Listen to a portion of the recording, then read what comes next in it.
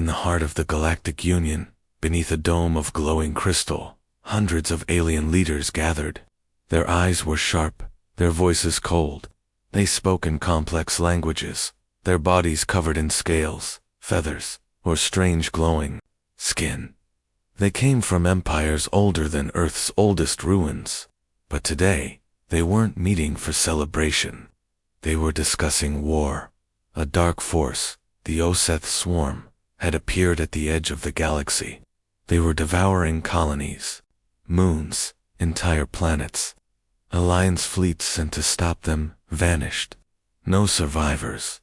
The Oseth ships were alive, monstrous, black like shadows, and filled with endless hunger. Panic spread across the stars. Inside the hall, Counselor Varel, a tall, transparent-skinned, YTHEL, spoke with calm cruelty. The humans will not be informed, he said.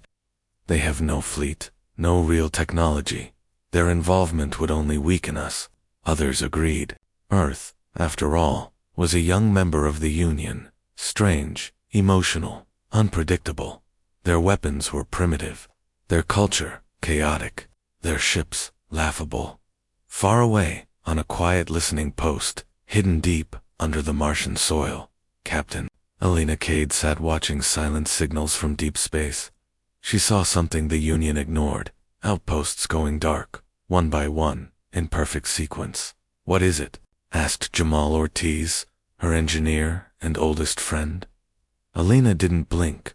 "A war is coming," she whispered, "and no one is warning Earth." Jamal frowned. "They think we're useless." She stood. "Then we show them what useless looks like when it fights." Across Earth and its scattered colonies, Alina activated Protocol Iron Sky, an ancient human emergency code never meant to be used. .old. Hidden ships powered up from dusty mountain bases, ocean trenches, and forgotten orbital rings. These weren't modern, they weren't pretty, but they were human, strong, fast, dangerous. The Iron Fleet began to rise on the Alliance capital world of Veilcora. Diplomats scoffed when Earth sent a warning. "They have no fleet," said Counselor Varel again. "Just noise." But then the sky changed. Alien sensors flared. Dozens, no, hundreds of Terran warships jumped into deep space. Ships with names from old Earth history. Spartacus, Jauncey, Hannibal, Orion, Tipu, Sultan. Names the stars would remember. And leading them was the Valkyrie One, Elena's ship, old, rusted, full of patched-together systems, and ready to burn. They reached the Orion Expanse first, where Alliance fleets had already fallen. What they found was terrifying.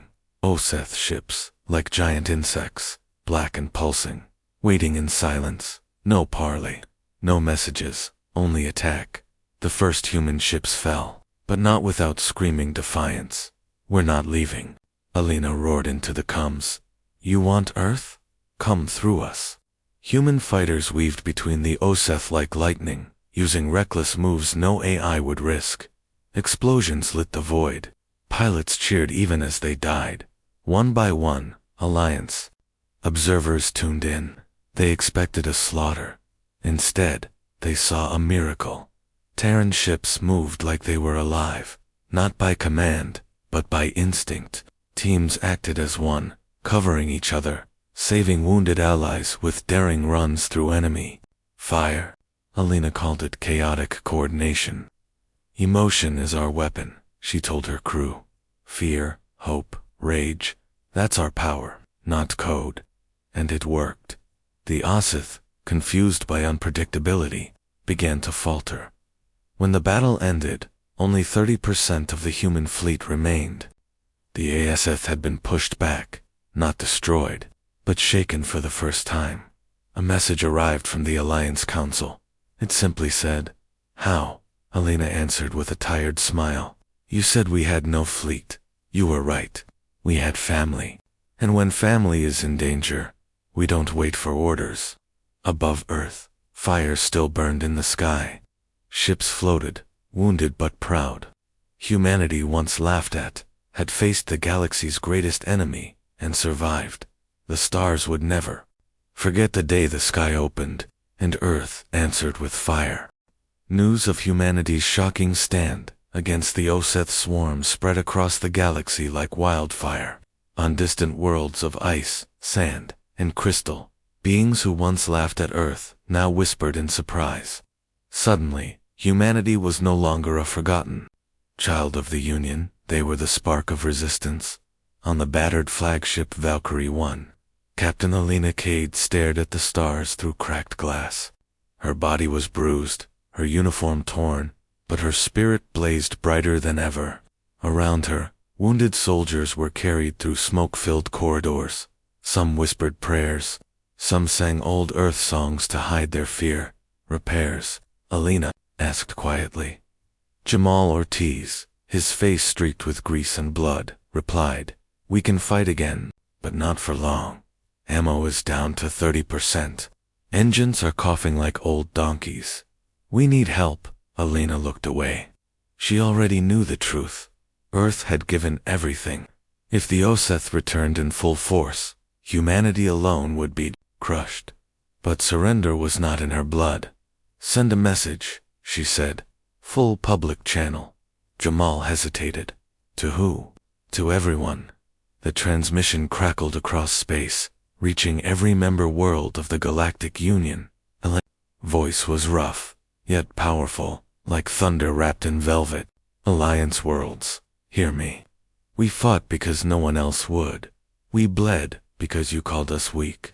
But we are not asking for your pity. We are asking for your courage." Billions watched from holoscreens, in golden palaces, desert tents, underwater cities.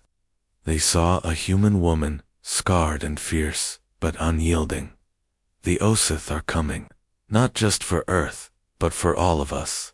Stand with us now, not as rulers and servants, but as allies, or wait behind your walls and be the last to fall. Then she ended with a single line that pierced even the coldest alien hearts. "Humanity is not fearless. We are simply the last to run." Silence followed. 4 hours. Not a single world replied. Alina paced like a caged lion, trying not to show her doubt. On Jupiter's moon, Ganymede, children huddled in bunkers, watching the stars. On Mercury's floating skyports, miners clenched their fists with pride. Everywhere, humans waited. Would the galaxy answer? Finally, the sky flickered. Transmission incoming. Planet Sorinth. An amphibious alien admiral appeared, his skin the color of deep oceans. His voice was low and respectful. "I am Admiral Koro of the Sorinth Deep Fleet. We owe you our freedom.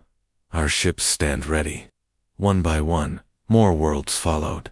From the icy plains of Vorax Prime came sleek silver warships. From the burning sands of Tarmor came bronze cruisers shaped like scarabs. Even the proud, arrogant Bethel fleet, once Earth's greatest critics, sent their golden carriers.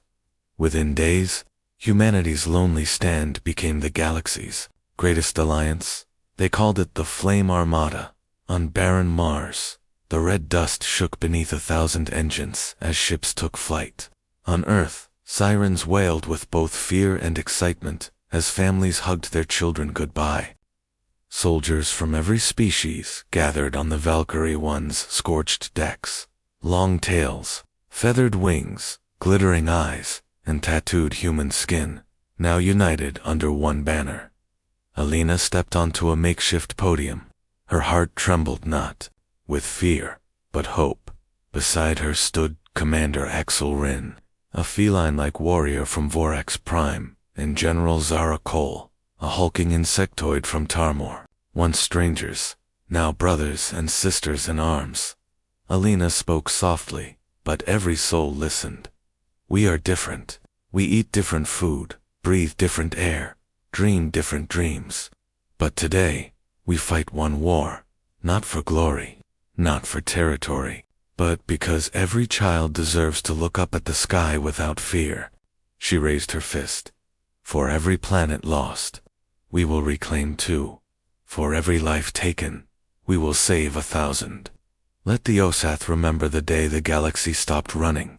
A roar shook the decks. Alien and human voices blended in a thunderous cry, fierce, unstoppable. Deeper in space, unaware of the coming storm, the Osath began to gather again. Their leviathans pulsed with cold hunger. They expected another easy feast instead. The Flame Armada arrived in a blaze of engines and courage. Frontline human pilots punched their controls with fire in their veins. Valkyrie fleet, engage. Silver Sorinth ships formed a shield wall. Tarmor Scarab carriers unleashed salvos of living missiles. Human destroyers dove headfirst into the chaos. Turning space into a storm of light and metal, Alina led from the front, her ship shaking with every blast. "Hold the line," she yelled. "No retreat." The Osath fought with brutal strength, but this time, they faced something unfamiliar. Unity. Species who once disagreed on everything now fought shoulder to shoulder, their hearts beating with the same unwavering rhythm. When a Vorax cruiser was crippled, human engineers beamed aboard, risking death to repair it. When a Terran scoutship was swarmed, Tarmor warriors rammed the enemy to pieces to save them. Hope spread faster than fear, hours into the battle. Sensors screamed with warning. A super leviathan, larger than any before, crawled from the void, its shell bristling with serrated limbs. Elena's breath caught. That thing could crack a planet. Behind her, Axel Rin unsheathed his claws. "Then we crack it first." With a weary smile, Alina wiped blood from her brow. "Human trick number 2, she whispered. "When brute force fails, try insanity." She gave Jamal a nod. He opened the hidden bay on the Valkyrie 1, revealing a single massive warhead, glowing with unstable light. "Experimental gravity nuke," Jamal grinned. "Manic, stolen from the Union labs. Never tested. Might destroy us too." Elena's eyes blazed. "Worth it." As the Osath Leviathan charged, the Valkyrie 1 spun through burning wreckage, heading straight for its heart. Every allied ship ran interference, shielding them with their own bodies. At the last breath, Alina whispered, "For Earth, for all worlds." Jamal hit the release. The nuke sailed into the Leviathan's abyssal mouth. White light exploded like a new sun. Silence drifted across the void, like falling petals. When the glare faded, the massive Osath creature was gone, torn apart.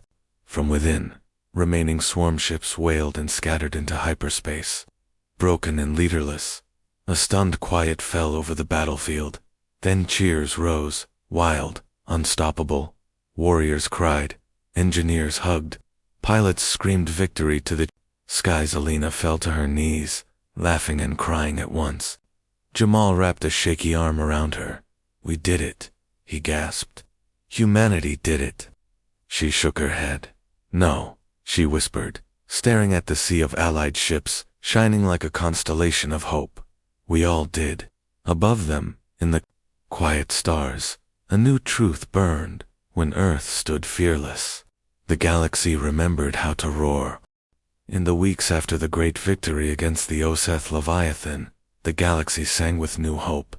On worlds of snow, ash, fire, and water, monuments went up not just for heroes, but for unity. Children played games called Valkyrie Run. Artists painted Captain Elena Cade, standing tall against the void. For the first time in known history, every species felt pride in fighting together. But while the celebration grew louder, danger quietly returned.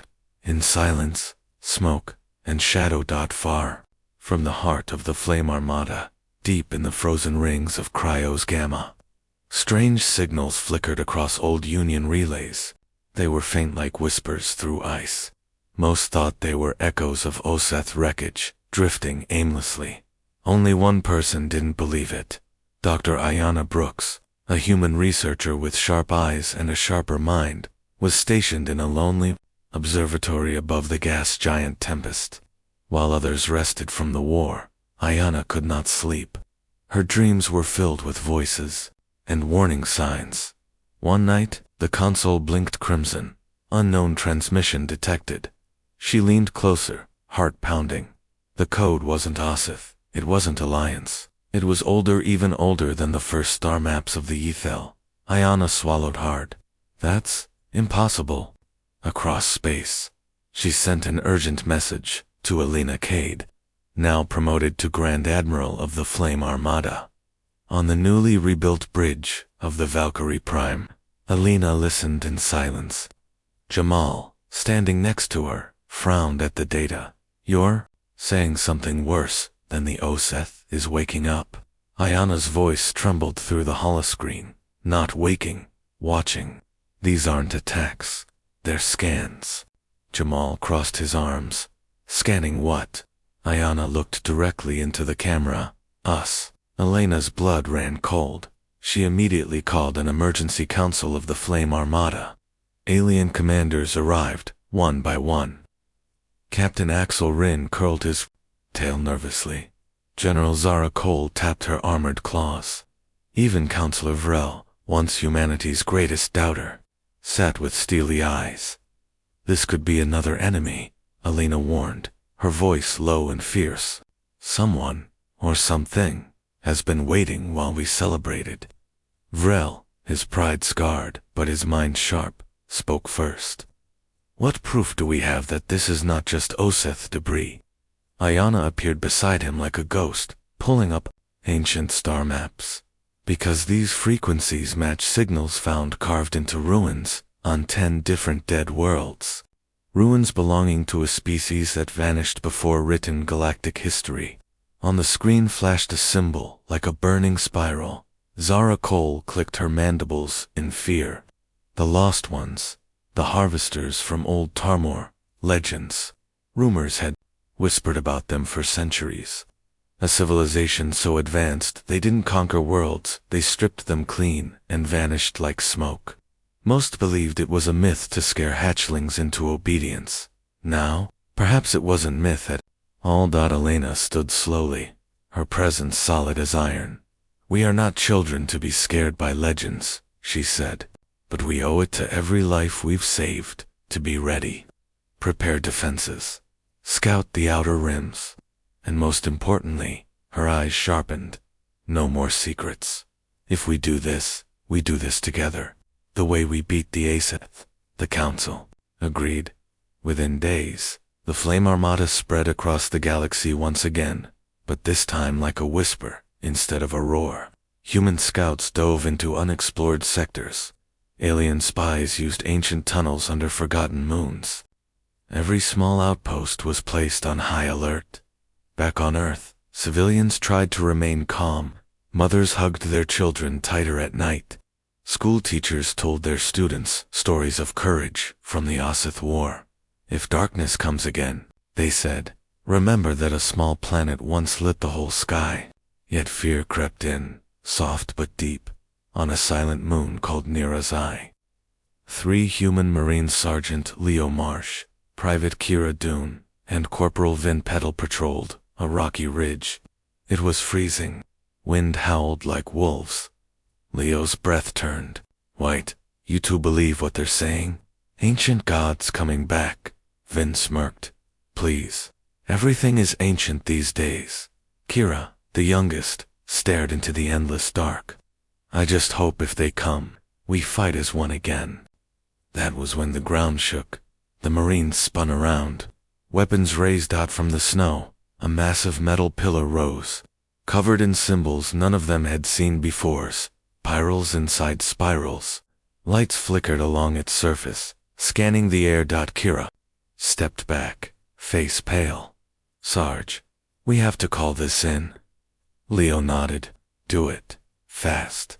Before they could move, a beam of light shot upward into the sky. Across dozens of worlds, similar pillars began to rise. The harvesters were not coming. They were already here. Back on Valkyrie Prime. Alarms screamed. Ayana shouted. Overcomes. They've activated a network. We think it's waking. Something hidden between star systems. On sensors, space itself tore open in thin, gleaming lines. Alina stared at those cracks forming in the fabric of reality. Fear tried to claw her heart, but she crushed it beneath willpower. She called every ship in the Armada. Flame Armada, this is not a drill. Defend civilians. Evacuate vulnerable zones. Hold the line until we know what we're facing. Jamal looked at her with wide eyes. We just finished rebuilding. Are we strong enough this time? Alina placed a steady hand on his shoulder. We weren't strong enough last time either, she said gently. We fought anyway. She raised her voice across every channel. Listen to me, all worlds. Remember who you are. You are the galaxy that rose when everyone thought it would fall. The fire that refuses to die. She drew in a breath and whispered, the old battle cry of Earth. Humanity first stood alone. Now we stand together. Light the sky again. As the pillars pulsed, and the cracks in space widened like opening jaws. Every soldier, pilot, healer, and engineer of the fleet braced themselves. Some prayed, some clenched their teeth. Some whispered names of loved ones they swore to protect. Deep, in that growing darkness, something massive stirred. The next wave was coming, and once again, the galaxy would look to one small, battle-scarred planet for strength it did not know it had. For when all else fails, humanity does not run. Humanity burns brighter. Across the galaxy, night seemed to grow darker. From golden cities on Velcora to the deep-sea domes of Sorinth, people watched with dread as cracks of pale light split open in empty space. They were thin as spiderwebs, but inside them flowed something wrong, like stars turned to ice. On Valkyrie Prime, Grand Admiral Elena Cade stood surrounded by holographic maps, glowing with hundreds of red alerts. The Harvester's symbol spiral of extinction appeared everywhere. Dr. Ayanna Brooks spoke quickly, fear sharpening her words. The pillars are creating a lattice across the galaxy. It's like ... a cage. But meant for us, not the enemy. Commander Axel Rin flexed his claws anxiously. Harvesters never attack with fleets like the ASF.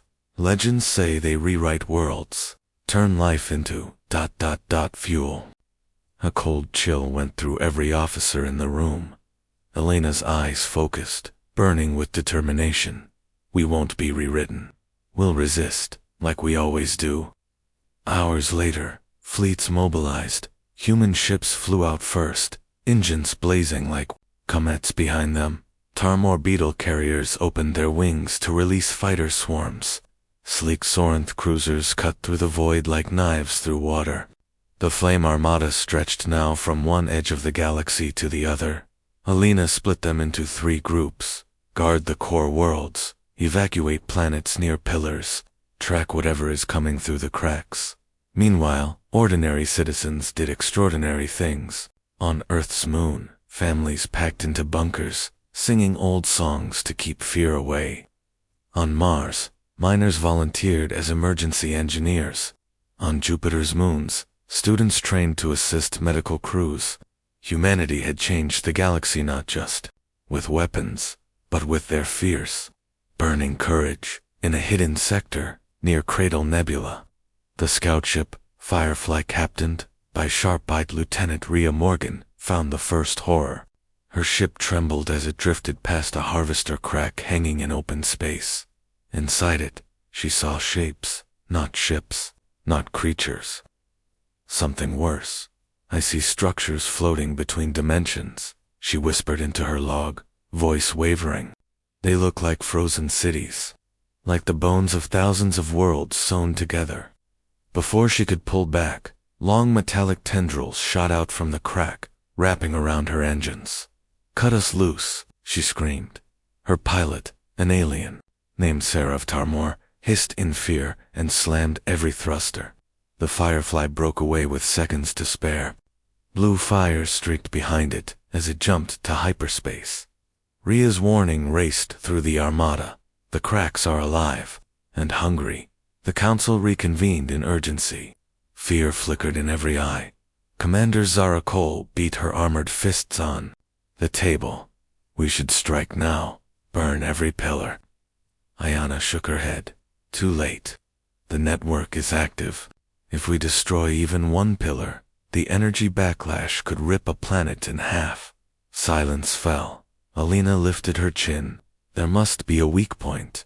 Everything has a core. Ayana hesitated, then slowly nodded. Yes, one. At the very center of the lattice, there is a control node, but it is not on any map. It floats between sectors, constantly shifting like a ghost. Alina smiled, though her eyes were tired. Then we hunt a ghost. She chose a small, elite strike team. Valkyrie, Prime with Alina, and Jamal at command. 3 stealth frigates from Sorinth. 2 Vorax shadow ships, with their mirror cloaks. They dove toward the deep ranges of Sector 00. A place so empty it was called the Nothing. No stars, no planets, just darkness and drifting ice. Hours passed with nothing but silence. Then, sensors blinked. Out of nowhere, a giant sphere appeared. It was black as obsidian, smooth as glass, and larger than Earth's moon. Symbols flickered across its surface. The spiral within a spiral. Ayana's voice shook through Comes. That must be it. The control node. Elena's heart hammered. All ships prepare to strike. As they approached, tendrils sprouted from the sphere like awakening snakes. They tasted the void, searching. Shields up, Jamal shouted. This thing's alive. Fighter drones swarmed out, glowing with cold blue light. They didn't fire lasers or bullets. Instead, wherever they touched a ship, metal began to turn white, then crumble into dust flakes. Nanite disintegration, Ayana whispered. They are unmaking matter itself. A Vorax shadow ship was caught. Its captain, brave to the last, rammed into the control node, shouting the Flame Armada's motto, "We burn brighter." The explosion was fierce, but barely scratched the sphere. Alina clenched her fists. We need the nuke. Jamal's eyes widened. The prototype Singularity warhead. Alina, that hasn't been tested. It could swallow us too. Alina stared at the sphere, jaw set. If we don't try, the galaxy is finished anyway. They armed the warhead and set course straight into the mouth of death. Every allied ship formed up behind them, ready to buy time with their lives. Inside the Valkyrie's bridge, Alina closed her eyes for 1 second, remembering her mother planting flowers on Earth, Jamal laughing on Mars, children drawing spaceships. In the dirt. Then she opened her eyes, filled with unstoppable fire. Forward. Drones slammed into them. Sparks exploded everywhere. Jamal screamed coordinates. Alina held the controls steady as the sphere opened like a black flower. Release in 3, 2, 1, fire. The warhead dropped into the glowing core. 4. A heartbeat. Nothing happened. Then light. A white blaze swallowed the dark. The sphere cracked, shattering from the inside out, like glass beneath a hammer. Across the galaxy, every harvester pillar flickered and went dark. The cracks in space healed like wounds closing. On every world, people watched the skies in breathless wonder. Had they won? Back aboard the Valkyrie Prime, alarms wailed. The blast wave raced toward them. Jamal gripped the console. It's too fast. We won't outrun it. Alina whispered hoarsely. Then brace and believe. The wave hit, turning everything to blinding light, far away on Earth. A small girl looked up at the stars. A faint flicker passed across the night sky, and then it was gone. She smiled softly and whispered to her brother, "They're still fighting for us. I know it." In the silence of space, as light faded and darkness returned, one truth remained.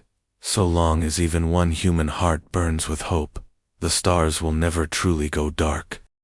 Morning light turned the red sands of Mars into a sea of gold. At the rebuilt base known as Red Station, engineers, soldiers, and scientists moved with silent purpose. Some limped, some carried scars. All wore eyes that had seen too much darkness. Across every hallway, banners of the Flame Armada hung with pride. Humanity had faced death and survived again. Yet in Grand Admiral Elena Cade's heart, peace felt very far away. Standing near a window, she stared at the pale Martian sky, thinking about all the pilots who never came home. Jamal Ortiz entered, quietly, holding 2 cups of strong black coffee. "You need rest," he said softly. Elena didn't turn. "We lit the sky twice. How many times can we push our luck?" Jamal smiled, despite his exhaustion. "As many times as it takes. That's who we are." She took the cup, eyes heavy. Still no sign of the Valkyrie Prime. Jamal's smile faded. The flagship had vanished in the blast wave after destroying the harvester control node. For days, rescue crews searched space, but found nothing. "Not yet," he admitted. "But debris suggests the ship was thrown into uncharted space. Maybe another quadrant." Elena's shoulders straightened. Hope refused to die in her. "Then we keep looking." Across the galaxy, aftershocks slowly settled. Once, so golden and proud, Counselor Vrel knelt before a memorial carved with human names and alien scripts. Children placed flowers. Elders sang. Above them, a large statue of a human hand holding a torch now stood. It was built by alien hands, a sign of deep respect. "Never again," Vrel whispered. "Never underestimate the flame that burns in the smallest hearth." Meanwhile, rumors began to spread like tiny sparks. Some claimed they had seen a battered human ship floating beyond the Carthian belt. Others swore Valkyrie Prime appeared briefly near a collapsing wormhole, then vanished. A trader on the rim insisted he heard Elena's voice on a broken comm station, speaking a single word: "Survive." In response, Ayanna Brooks formed a new task force called Echo Search. Thousands volunteered, humans and aliens alike. Their mission was simple: find the lost heroes, bring them home. Young pilot recruits trained harder than ever. Veterans taught them how to fly with heart, not fear. Each ship carried a message painted across its hull: "We search because we believe." Elsewhere, survivors worked to rebuild. On Earth, cities shattered by fear now hummed with determination. Kids painted walls with bright stars and ships, shouting, "I want to be like Captain Cade." Mars farmers planted crops again while singing songs born during the Oseth War. Songs of bravery, songs of unity. An old soldier named Sergeant Leo Marsh, now retired, stood outside a small school in New Delhi. He watched children run and laugh, alive and free, and felt tears warm his cheeks. "Worth it," he whispered. "Every scar, every loss, worth it." His friend, Vin Patel, still wearing his combat boots, nodded firmly. Because they hope, even when they're scared. That's the real power of humans. But not everything remained calm, far beyond known space. Past strange clouds of blue stars, deep sensors detected faint pulses. Scientist teams gathered with concern. "These readings are similar, but different," Ayanna noted, frowning at holographic charts. "They don't match harvester energy. They're softer, older." Commander Axel Rin, standing beside her, flexed his tail thoughtfully. "Maybe not an enemy," Ayanna nodded slowly. "Maybe a warning." The idea sent chills through every spine. Perhaps there were older forces still out there, watching, waiting, testing. Axel hissed, "If they come, we answer. With fire." Ayanna managed a small smile. "Yes, with fire, ... and faith." At Echo Search Command, a sudden message came through from a deep patrol near the Veil Nebula. It was broken, full of static but unmistakable. "This is Valkyrie Prime. Drifted ... Low fuel ... crew, alive. Coordinates." The command room erupted in emotion. "Get a rescue team out there now," Ayanna shouted. Minutes later, the search ship Hope Runner jumped into the unknown. Silence pressed against their hull as they followed the weak beacon. At last they saw it. They're floating like a scarred silver ghost, Valkyrie Prime. Hull torn, lights flickering, but unbroken. Alina stood in the shattered bridge window, as if she had never wavered. Her hair wild, her uniform torn, but a smile of pure, stubborn joy on her face. As the Hope Runner made contact, Elena's voice came through. "Told you, we never run." She and her surviving crew were brought aboard. Tears, hugs, and cheers shook the ship as it turned back toward Mars. When Alina stepped once more onto Martian soil, thousands gathered to greet her. Humans of all ages, aliens of every kind, all chanting one word: flame, flame, flame. Alina raised her hand for quiet. Her voice was rough, but strong. "I am no hero," she said. "I am just one soldier, but today, I see something more powerful than any weapon. I see planets united. I see children unafraid. I see a galaxy that learned to stand side by side." She took a deep breath. "We may face more dangers, older enemies, greater storms, but don't fear what lies in the dark." She smiled, fierce and bright, "because now we are the fire that lights the dark." Thunderous cheers rose into the red sky. Later that night, as stars shimmered above Mars, Alina walked alone outside Red Station. She held a single flame in her hand, an old earth candle. Around her, the wind whispered across dunes. Jamal joined her. "What now?" he asked softly. Alina looked up at the sky filled with endless mysteries. "Now," she said, "we prepare, we heal, we love, and when the next shadow comes..." She closed her fingers gently around the flame. "We reminded what happens when it touches fire. And somewhere, far beyond even the brightest galaxy, unknown eyes opened again. They watched the small, fragile planet called Earth, and though they had no hearts, even they felt deep and faint, the first glimmer of something new. Not fear, something far more dangerous, respect." A quiet peace covered the galaxy, soft as starlight and thin as silk. In shining cities, laughter returned. In distant villages, children chased glowing insects under alien moons. Across thousands of worlds, life tried to feel normal again, but peace is not the same as safety. Inside Earth's newly built Unity Command, Centaur, a huge white dome buried beneath the Himalaya, scientists, leaders, and soldiers from 50 species worked side by side. Grand Admiral Elena Cade stood at the center, surrounded by maps, codes, and blinking warnings.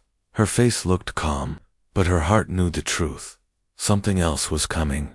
Dr. Ayanna Brooks pointed at a floating silver screen. Strange pulses blinked on a distant rim of space. "These signals are old, older than anything we understand. They feel like heartbeat rhythms from a giant creature." Commander Axel Rin bared his sharp teeth. "Or a trap." Alina sighed, rubbing a scar along her temple. "Either way, we won't wait for terror to come knocking. We move first." The Flame Armada reformed, stronger, faster, wiser. The Valkyrie Prime, once lost, now returned with thicker armor and a heart of rebuilt courage.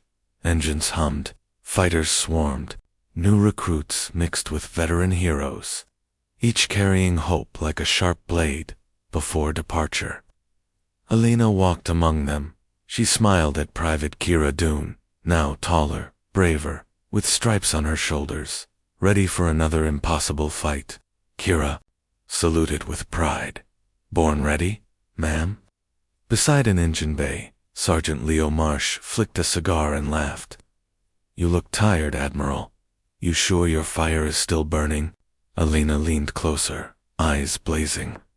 "My fire started this storm. I'll be the last to put it out." The fleet's target was Zone 13, a distant, dark region forgotten by star charts. Few had ever returned from it. Some called it a graveyard.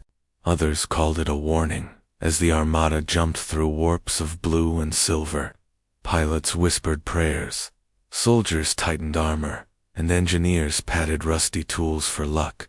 When they arrived, they found a sight that stole their breath. In the center of that blackness lay a colossal ring, floating in space. It glowed faint purple, covered with symbols older than language. Around it drifted, broken world's mind, hollowed, lifeless. Jamal. Ortiz whistled from the Valkyrie bridge. Looks like a doorway, but to where? Ayana's voice came intense. Scans show nothing behind it. Empty. Like a hole carved in reality. Alina narrowed her eyes. Maybe it's sleeping. Waiting. To open. Suddenly, dozens of crimson eyes flickered to life across the ring. A low hum vibrated through every hall. Then, without warning, an energy wave burst out. It didn't destroy. It downloaded. In seconds, every screen in the fleet showed alien faces, not alive, but recordings. Tall skeletal beings with silver skin, heads crowned with crystal horns. Their mouths did not move, but their eyes burned like dying suns. A mechanical voice echoed.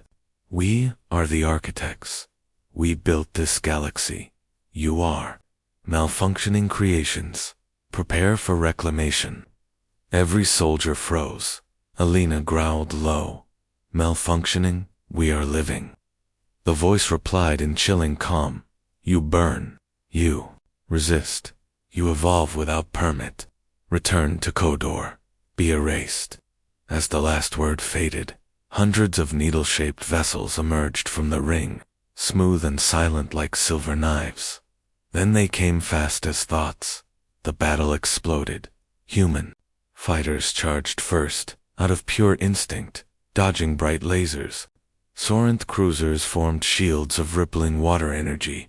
Vorax shadow ships vanished like ghosts and reappeared behind the enemy.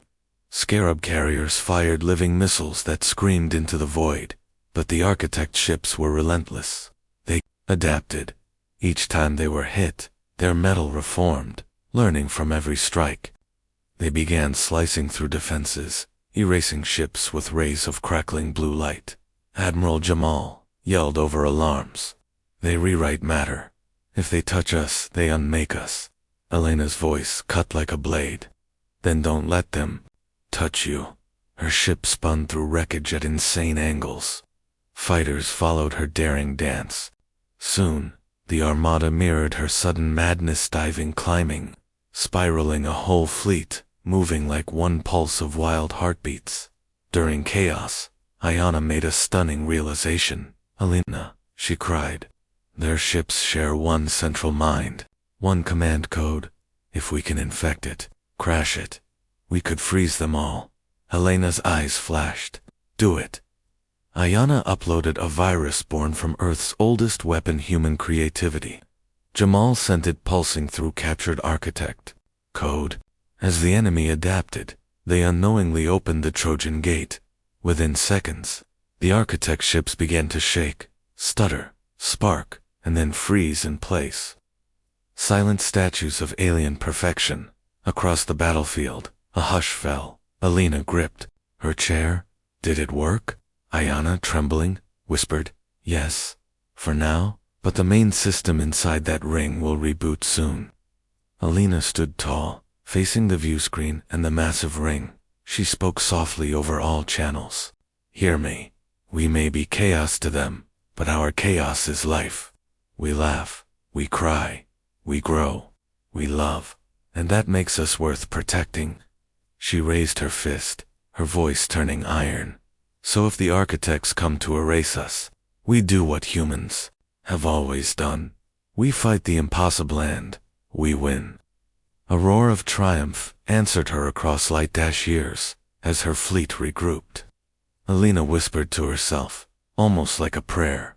Fire may flicker, but it never truly dies. Unknown to them, deep within the ring, other eyes opened, silent, calculating, ready. For, though humanity had stopped the architects once, a greater truth echoed in the dark. They were not the first to test humanity's fire, and they would not be the last. Shattered architect ships drifted like silver bones across the empty black. The flame armada stood battered but undefeated among them, engines smoking, shields cracked, spirits blazing. For a few quiet hours, no alarms rang, no enemies appeared, no stars blinked in warning. Grand Admiral Elena Cade, walked slowly along the dim halls of Valkyrie Prime. Every surface smelled of smoke and metal. Soldiers slept wherever they could, on floors, in corners, even against walls, helmets under their heads like pillows. They were young, brave, and exhausted. Elena paused beside Private Kira Dune, who lay half awake, whispering old Earth poetry to keep nightmares away. Rest when you can. Soldier, Elena murmured. Kira gave her a sleepy smile. Just trying to stay human, ma'am. In the command deck, Jamal Ortiz and Dr. Ayanna Brooks bent over a broken console. Purple sparks fluttered from its side. It's a miracle we're even breathing, Jamal joked, though his hands trembled. Ayanna sighed. Miracle, maybe, but miracles don't last forever. The architect system is repairing itself faster than we expected. On the main screen, the massive ring glowed with a rising pulse, like a heartbeat growing stronger again. Elena said gently, we bought time, but not victory. Elena's eyes turned sharp.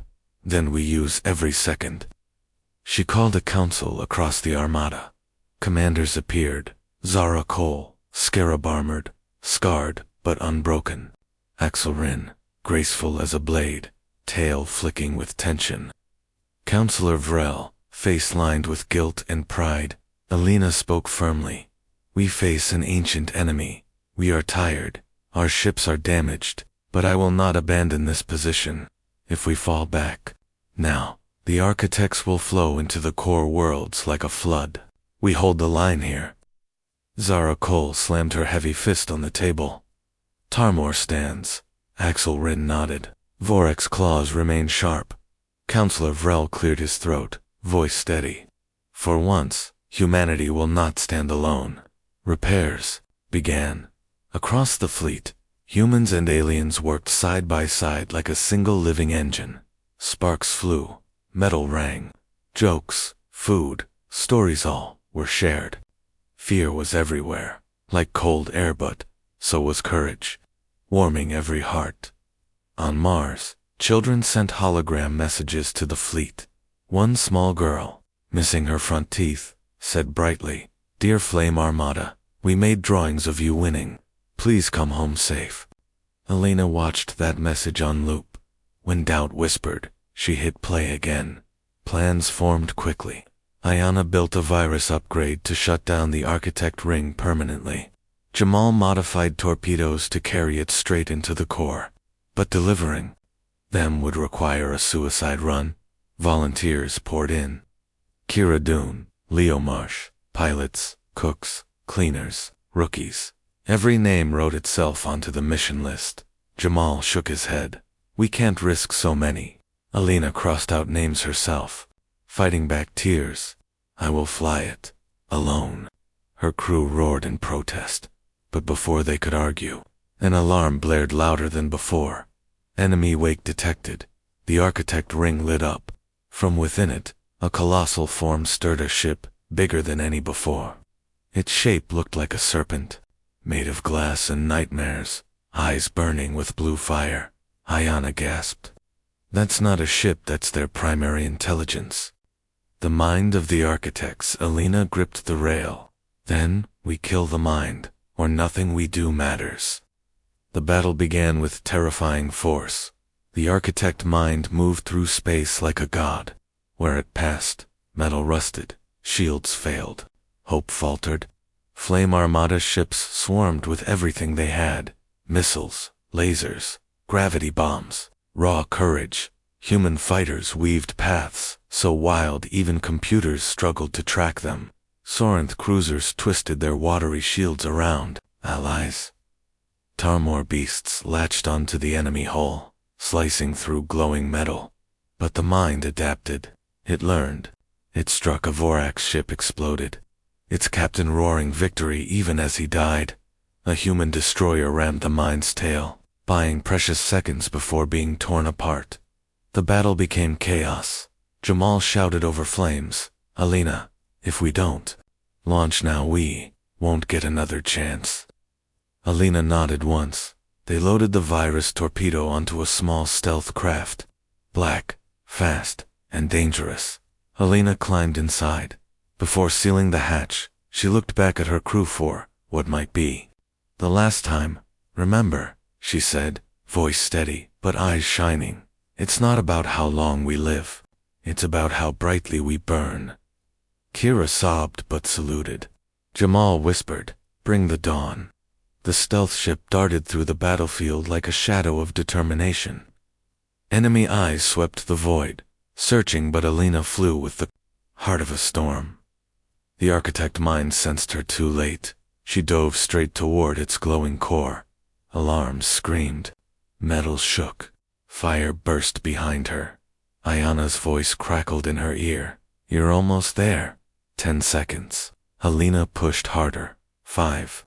The core opened before her, burning white and cruel. Launch. Ayana cried. Alina hit the trigger. The virus torpedo shot forward into that blinding heart. A single heartbeat passed. Then every star in sight flickered in space. Silence flashed louder than thunder. The mind of the architects froze. Its glassy skin shattered into a million shards, drifting like deadly snowflakes across dark space. Across the armada, cheers erupted, but victory was not yet sure. Alina's craft spun out of control, thrown by the explosion. Systems failed. Oxygen leaked. Comms died. The ship tumbled into blackness. Her last words whispered into static. Keep the flame alive. Back on Earth, and Mars, and Velcora, people watched light flash and fade. They saw silver rain fall across unknown skies, and wondered if it meant they were safe or doomed. Jamal and Ayana searched every corner for Elena's signal. 4 hours, nothing. Then a flicker, a weak beacon, drifting near a burned asteroid field. Ayana screamed from her seat. It's Hirsch, is alive. Recovery crews launched with desperate speed as they found the broken little craft. They saw Alina, inside, conscious but breathing, wrapped in a survival blanket. Hands still curled around the flight stick. When Alina opened her eyes days later, in a medbed, Jamal sat beside her, eyes swollen from sleepless nights. He grinned. You stubborn, impossible woman. She smiled weakly. Did we win? Jamal laughed, wiping his face. We survive. That means yes. Across the galaxy, bells rang. From ash came fire. From fire came hope, and every world whispered the words now carved into the heart of history. Humanity does not just live. Humanity refuses to die. Stars glimmered like ancient jewels over a quiet galaxy. Now free from the architect mind, planets breathed again slow, shaky breaths. Across distant moons, broken ships were gathered, wounds bandaged, stories told. From farm fields of Earth, 2 sky cities of Velcora. The universe tried to remember how to smile, but Grand Admiral Alina Cade could not rest. She stood on a balcony overlooking Unity Command Center. Her body was thin, wrapped in healing bandages. Yet her eyes burned brighter than any sun. Down below, soldiers trained. Pilots ran drills. Mechanics fixed hulls with music bursting from radios. Children drew spaceships in the dust, mimicking battle cries like a game. This was human spirit, turning pain into strength, tears into iron. Jamal Ortiz stepped beside her, carrying a cup of steaming tea.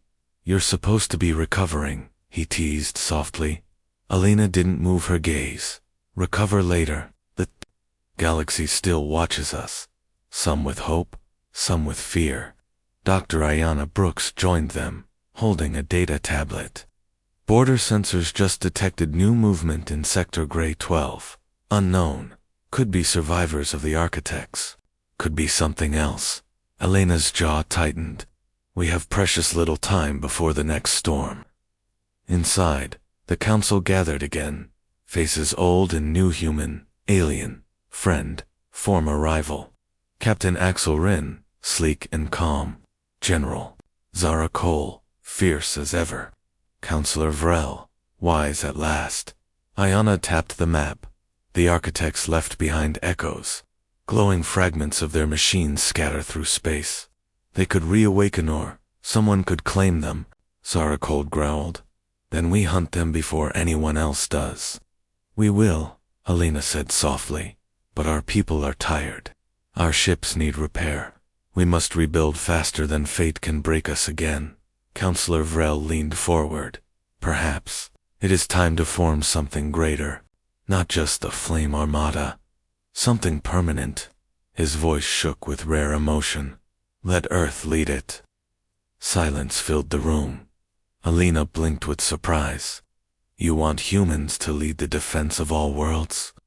Not lead, Vrel answered, with a faint smile. Inspire. You showed us how to fight not with better weapons, but with heart. Around the table, every alien nodded, and so they voted. The Flame Pact was born a new alliance, bound not by fear, but by will. Its symbol was a torch wrapped in Wingsurf's fire, carried by the galaxy across thousands of worlds. Eager recruits lined up, crystal-skinned Ethel scouts, water-breathing Sorinth medics, Tarmor heavy troops, and humans with wild courage. They joined, not out of duty alone, but out of belief. In a Martian training dome, Lieutenant Kira Dune, once a scared rookie now, became an instructor. She shouted across dusty ground, enemies will come. Maybe tomorrow, maybe years from now. But what keeps us strong? Recruits shouted back, the flame in our blood. She smiled proudly. The future felt uncertain, but bright. Not everyone, however, watched with joy. Far away, in a rusted pirate station near the Ghost Nebula, shadowy figures gathered around fragments of architect machines stolen from battlefields. Their leader, wrapped in dark armor, whispered with greed. Make the pieces work, he hissed. With this power, we won't need to follow the Flame Pact. We will rule it. His scientists leaned over twisted code, unaware it pulsed with silent danger. The galaxy, once again, began to tremble. Back on Earth, another ceremony began. Under clear blue skies, they raised a monument made of melted Valkyrie hull metal and architect debris. It looked like a phoenix rising from ashes. Alina placed her palm on its base. Children gathered, whispering her name. She spoke slowly, voice full of emotion. We have walked through darkness that wanted to erase us. We stood small, but refused to fall. And today, we rise not alone but together. Never forget what makes humanity strong. It is not flesh, it is not machines. It is the fire of our spirit. Eyes shimmered in the crowd, human and alien alike. For once, no one felt different. They felt united. As the sun set over Earth, flames were lit on rooftops, beaches, deserts, and ships. Light spread like a wave of hope across the world, then jumped from system to system, until whole constellations glowed like a heartbeat of courage. That night, Alina sat again beneath the stars. Jamal found her there with a blanket, and silent, understanding. She whispered into the sky, I promise you this. To every future child, every fragile planet, every soul who dares to dream. When the shadows return and we will be ready, not just to fight, but to win. She closed her eyes, hearing distant voices drifting from across the stars, pilots singing, engines warming, banners lifting. Because somewhere, in the infinity of space, danger was already stirring again, and when it finally arrived, expecting weakness, chaos, and surrender. It would find something terrifying instead, a galaxy with a human heart. Under a sky full of bright suns and lonely moons, the galaxy carried on with quiet strength. Months passed since the Flame Pact formed, binding worlds not in fear, but in fierce hope. Reconstruction bloomed everywhere. Cities once cracked by war now shone with new light. Crops grew on Martian soil. Children wove architect shards into jewelry as a reminder that even the greatest threats could be broken. But peace remained fragile, like glass warmed by flame. Grand Admiral Alina Cade never forgot that she stood on the deck of the newly built Valkyrie Eternal, the largest human flagship ever made. Its hull shimmered with ancient alien metals and Earth's finest steel. Its engines slowly hummed across the void near Jupiter. From here, she watched fleets of different species drill in careful patterns, forming a new kind of unity. Jamal Ortiz leaned against the rail beside her. His uniform was clean, but his tired eyes gave away long nights. Who thought we'd live to see this, huh? All these species flying together because humans taught them how. Elena smiled faintly, a rare soft curve on her otherwise fierce face. We didn't teach them how to fly. We taught them how to burn. He grinned. With hope. With defiance, she replied. Always defiance. Under the Flame Pact, officers visited every corner of the galaxy, building bonds not through papers, but shared bread, shared songs, shared laughter. Kira Dune traveled to the icy caves of Vorax Prime, teaching alien cubs to say never give up in English. Zara Cole lifted giant beams with her armored fists, helping rebuild villages of those once her enemy. Ayanna Brooks gave lectures in Sorinth science halls, speaking of viruses, codes, and hearts that never quit. Yet even in celebration, whispers of new danger spread. Near the edge of charted space, scouts vanished without a trace.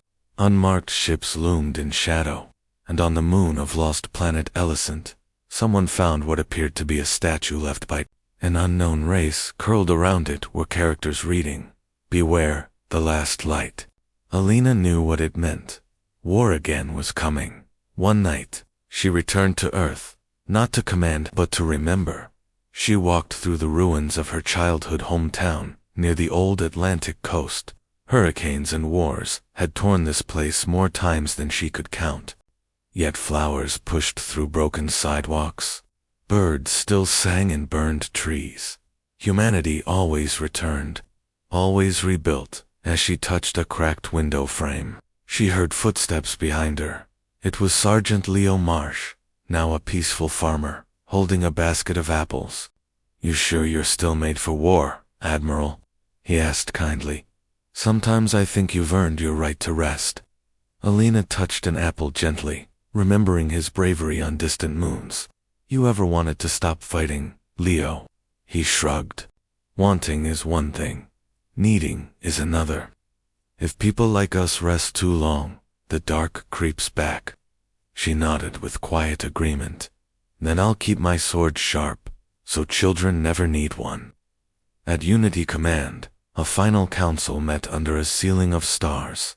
Counselor Vrel announced, "We have gathered intelligence that another ancient power, perhaps older than the architects, begins to stir. We know nothing about its goals, only that it waits beyond." General Zara Cole slammed her hand, chitin ringing. "Then we go first.